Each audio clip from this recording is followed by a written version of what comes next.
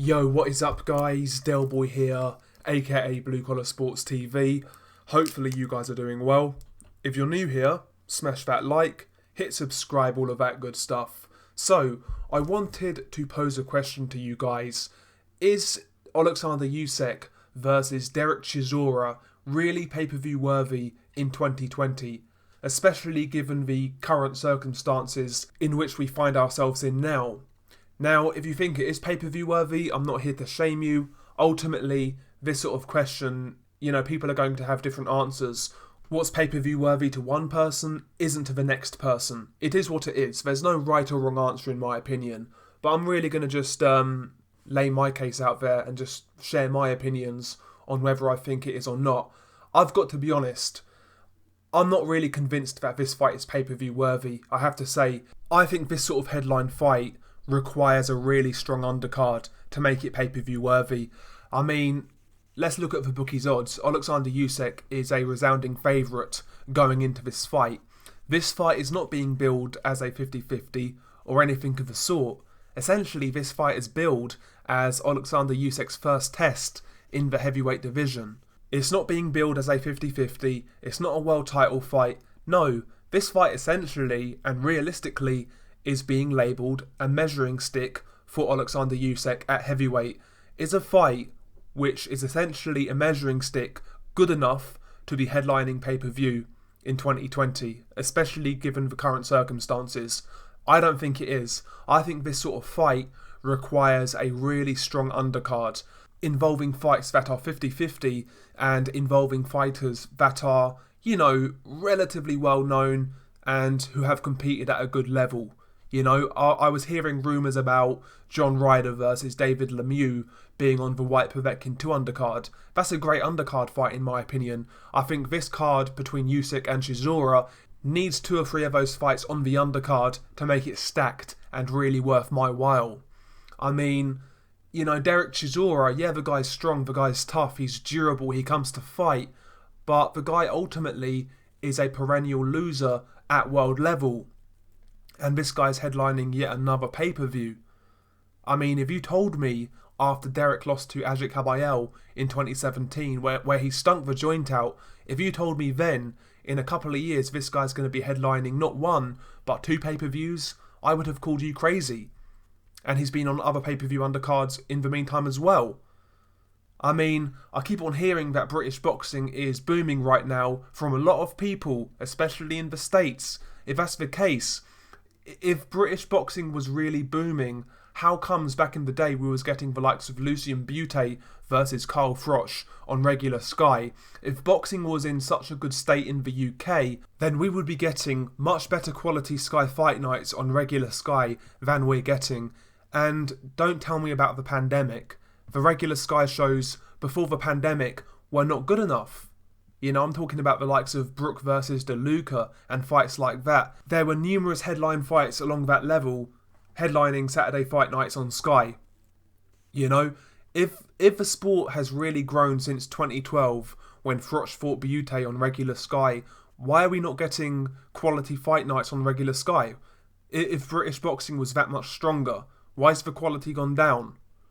Any half-decent, intriguing fight is on pay-per-view now. But people keep telling me the sport is growing and booming in the UK. Reality is, it's only 2 or 3 names who are really drawing in the numbers. And, given the time we're in right now, where untold amounts of people have lost their jobs, is it really feasible to have all of these pay-per-views in close succession? Usyk versus Chisora on the 31st of October. White versus Povetkin, 21st of November. It looks like Joshua's going to be on pay-per-view in December. All of these close proximity pay-per-views together while the country is in a complete mess. Like I say, multiple people have lost their jobs. The economy really isn't stable right now.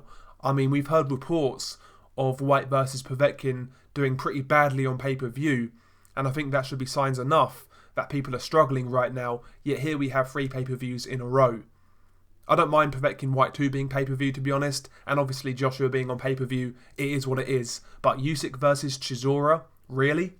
Is that fight really pay-per-view? I'm not convinced. I'm really not convinced that it's good enough as a headline fight. like I said, needs a really, really strong undercard for me to consider buying it. And yeah, it just feels like right now the British boxing fan is being priced out of the sport. Boxing ultimately is a working class sport, and it's one of the most expensive sports to follow. You know, if you subscribe to BT and Sky, you're looking at a lot of money leaving your account each month. It's not cheap, and on top of that, £20 pay-per-views a pop. I mean, I don't know, man. I don't know. I'm not one of these people who is reluctant to pay pay-per-view. If I think something's worth pay-per-view, I'll buy it. You know, for example, I'm actually going to buy the Charlo pay-per-view this weekend on Fight TV. It's like 12 quid on the website on Fight TV for Charlo versus Rosario, Charlo versus Derevyanchenko. I think that's great value. If I think something's great value, I'll buy it. But Usyk Chisora worth 20 quid? I'm not convinced, to be honest. That's just my opinion. Ultimately, to the next man, he'll say it's worth pay-per-view. That's fine. I guess ultimately it's going to be revealed in the numbers, right? It's going to be revealed in the numbers, but I'm not convinced. I think my biggest gripe with all of these pay-per-views is the fact that not that they're necessarily pay-per-views, but it's the lack of quality on regular Sky from like the regular Matchroom shows. Yeah, they can pick up the likes of Dorticos versus Briedis and put it on their schedule. That's cool. It's a great fight. But like the regular British boxing cards from Matchroom on regular Sky, they've not been good enough, to be honest. They really haven't. And by the way, it's not just Sky, it's BT as well. The regular BT cards, especially post-lockdown, really haven't been that great. I would say before lockdown, the BT regular cards were better than the Sky regular cards for the most part, but still, has the quality really been good enough for British boxing fans, considering what we pay to follow the sport? I'm not convinced. I'm just getting a bit disillusioned with the way British boxing is going right now. I'm tired of people telling me that British boxing is booming and we're in a great state. I'm not convinced by that. I've said before on this channel, I really think the British boxing bubble is going to burst rather quickly. You know, mainly once Joshua, Fury are out of the picture. Where are the next stars coming from? First and foremost, the pandemic, in my opinion, it's going to have affected this sport more than a lot of people realise. There's a lot of young fighters right now who fight on small hall shows with small promoters. You know, some of these guys could be exceptionally talented, and right now they can't fight. They can't get on TV, and they can't fight behind closed doors because there's no money in it. These guys cannot fight right now, and potentially they might have to quit the sport and do something else. It's not just the Olympians and the highly touted amateurs that come through and do things in the UK. It's not only them. Look at guys like Josh Warrington. He started on small hall shows. He was never really a decorated amateur. He come through on the small hall circuit. You know, if the small hall circuit doesn't resume soon in the UK, we're going to have drastic consequences in regards to the quality of fighters that we have in this country. Not only that, the young amateurs right now who can't fight, a lot of these guys might pack in boxing. Once again, in the long run, that's going to result in, you know, less quality fighters coming through in the future.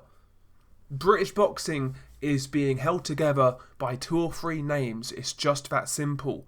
When people tell me that the sport is booming, I'm not having it. I'm not having it. I think the sport in this country is in a really, really worrying state, to be honest. I really do. I'm not one of these UK fanboys, and I won't support a boxer just because he's from the UK, but having a strong domestic scene is obviously very important for the growth of the sport in the UK, and obviously that's going to encourage young fighters taking up the sport. So having a good scene in the UK is very important for the sport in this country and the world in general. Boxing needs to be strong in multiple countries for it to be a worldwide sport. So of course, I'm hoping every single country's boxing scene really does boom and it really is successful. I'm not praying on any boxing scene to fail. The more the merrier, as far as I'm concerned. So I hope I'm wrong in regards to my predictions for British boxing in the next sort of 5-10 years or so. But I think we could be looking at a dark age rather soon. And, you know, boxing does work in cycles, obviously. We have had a pretty good run. I think in the last 2 years, people have over-exaggerated the state of the sport in the UK. But, yeah, man, I've kind of segued here into something completely different, but it all kind of goes into one, I guess. Is Chisora versus Usyk really pay-per-view worthy? I want you guys to share your thoughts below. If you think it's pay-per-view worthy, explain your points. And if you don't, and you agree, kind of expand on what I've said. Hopefully you guys enjoyed this video. Again, it's not shaming anybody who believes it is pay-per-view worthy. You do you. I'm not shaming anybody. But yeah, share your thoughts below. Beanie Boy Del Boy. Peace.